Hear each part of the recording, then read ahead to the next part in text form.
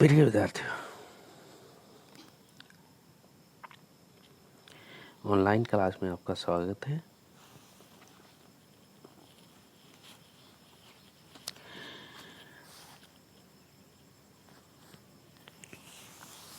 हमें 9th class Hindi RBSE board 9th class से हिंदी का चौथा अध्याय पढ़ रहे थे। 3 अध्याय हमने पूर्ण कर लिए थे। आज चौथा अध्याय हम पढ़ रहे थे। चौथा अध्याय है जो सावले सपनों की यादें हम पढ़ रहे थे, जाबिर हुसैन द्वारा रचित है। जिसमें जाबिर हुसैन जी ने बताया था कि किस तरह से सालिम अली पक्षी प्रेमी थी। पक्षियों से उनको अगाध प्रेम था। पक्षियों से अत्यधिक प्रेम करते थे वो। पक्षियों के रख रखाव, हिफाजत करना, हर समय पक्षियों को समर्पित थे वो। उसी के बारे में हम बात कर रहे थे। जाबिर हुसैन जी ने हमें सालिम अली जी के बारे में बताया, तो हम उसी के बारे में पढ़ रहे थे। हम पढ़ रहे थे कि सालिम अली जी उस समय भारत के प्रधानमंत्री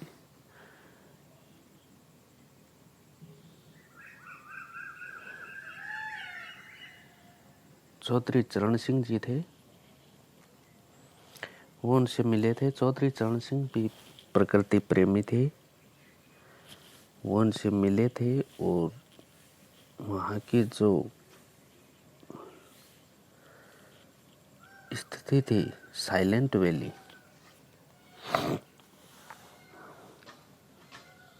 उसके बारे में उन्होंने बताया था और चौधरी चरण सिंह की भी आंखें नम कर दी थी इसके बारे।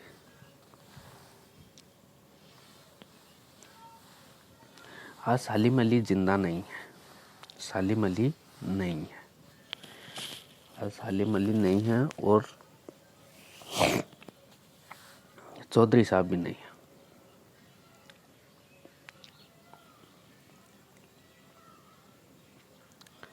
कौन बचा है? कौन एक सा व्यक्ति बचा है जो अब सौंधी माटी पर उगी फसलों के बीच एक नए भारत की नींव रखने का संकल्प लेगा?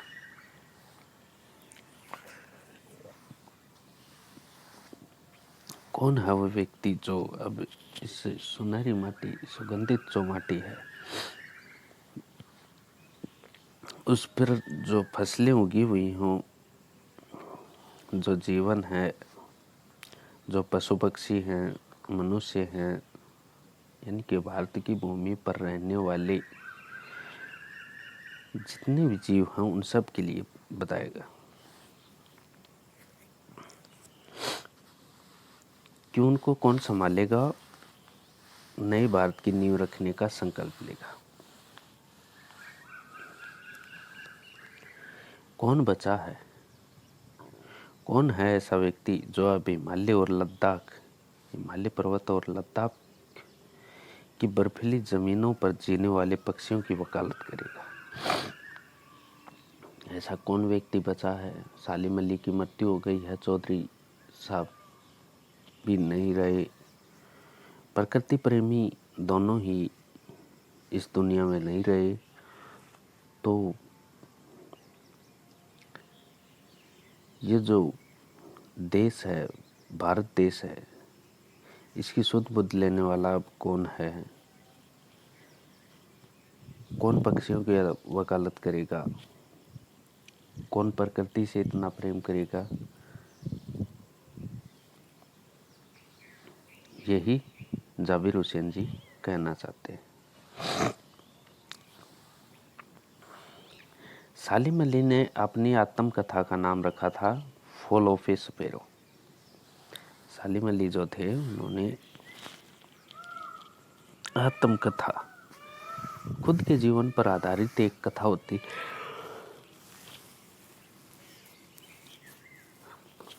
जिसे आत्मकथा कहते हैं। उस आत्मकथा का नाम रखा था fall of A सफेरो।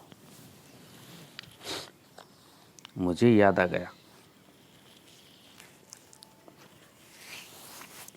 D.H. Lawrence, जो अंग्रेजी के उपन्यासकार थे,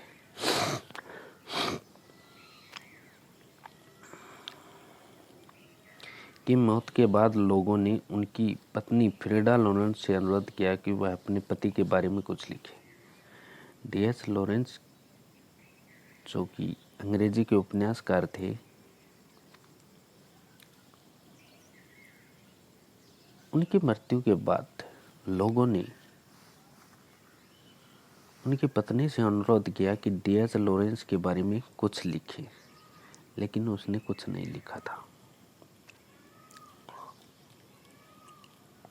फ्रीडा चाहती तो ढेर सारी बातें लॉरेंस के बारे में लिख सकती थी, क्योंकि वो उनकी पत्नी थी, हर समय की खबर उनके पास थी। वो चाहती तो बहुत कुछ D.H. लॉरेंस के बारे में लिख सकती थी।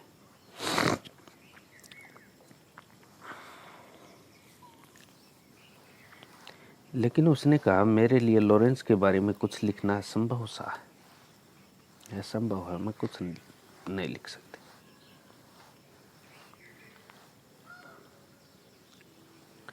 मुझे महसूस होता मेरी छत पर बैठने वाली गोरिया लॉरेंस के बारे में ढेर सारी बातें जानती, मुझसे भी ज्यादा जानती।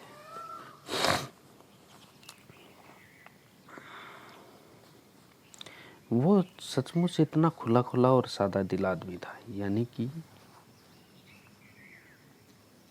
किसी से कोई बात नहीं छुपाता था। D.H. लॉरेंस किसी से कोई बात नहीं छुपाते थे। इसलिए लेखक ने कहा है कि जो छत पर बैठी हुई गोरिया है वो भी D.H. लॉरेंस के बारे में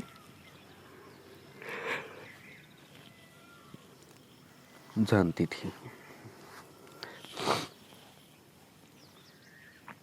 क्योंकि D.H. लॉरेंस खुले विचारों के आदमी थे। प्रत्येक बात को सबके सामने प्रकट करते थे, न कि अकेले। मुमकिन है लॉरेंस मेरी रगों में, मेरे हड्डियों में समाया हो। मुमकिन है, संभव है कि लॉरेंस मेरी रगों में, मेरी हड्डियों में समाया हो, लेकिन मेरे लिए कितना कठिन है उसके बारे में अपने अनुभवों को शब्दों का जामा बनाना।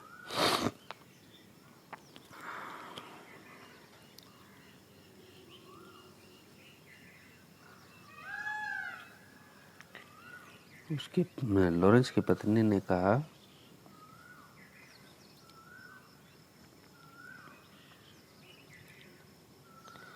कि मेरे लिए बहुत कठिन है, मेरे लिए, मैं ऐसा नहीं लिख सकती, मैं लॉरेंस के बारे में नहीं लिख सकती।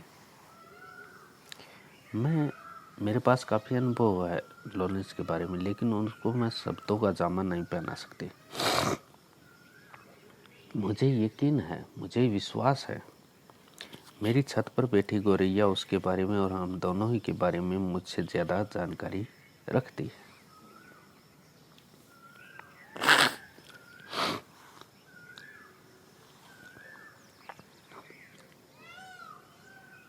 जटिल प्राणियों के लिए साली मली हमेशा एक पहेली बने रही। जो जटिल प्राणी थे,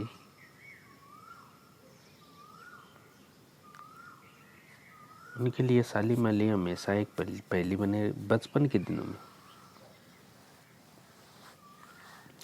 जब वो छोटे बच्चे थे, उन दिनों में उनकी एयरगन से घायल होकर गिरने वाली नीलकंठ की वह गोरिया सारी जिंदगी उन्हें खोज के नए नए रास्तों की तरफ ले जाती रही।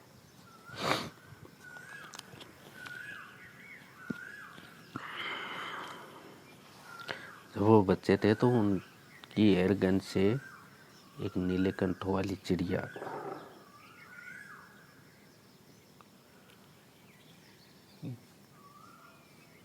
क्यों उनको निशाना लगा था और चिड़िया घायल हो गई थी, मर गई थी। तो वही गोरिया चिड़िया, नीले कंठ वाली गोरिया चिड़िया है वो ही उन्हें सालिम अली जी को खोज के नए नए रास्ते बताते रहते थे, तरफ ले जाते थे। जिंदगी की ऊंचाइयों में उनका विश्वास एक क्षण के लिए भी डिगा नहीं। वो लॉरेंस की तरह नैसर्गिक जिंदगी का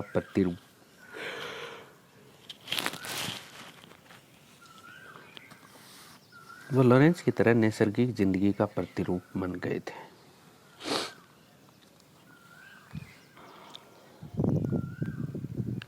सालिम अली प्रकृति की दुनिया में एक टापू बनने की बजाय अथाह सागर बनकर उभरे थे। एक टापू नहीं, अथाह सागर। प्रकृति की दुनिया में प्रकृति प्रेमी थी, काफी अत्यधिक प्रकृति प्रेमी थी।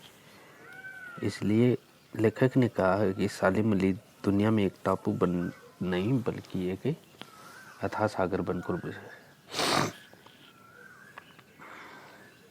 जो लोग उनके भ्रमणशील स्वभाव और उनकी यायावरी से परिचित हैं, उन्हें महसूस होता है कि वो आज भी पक्षियों के सुराग में ही निकले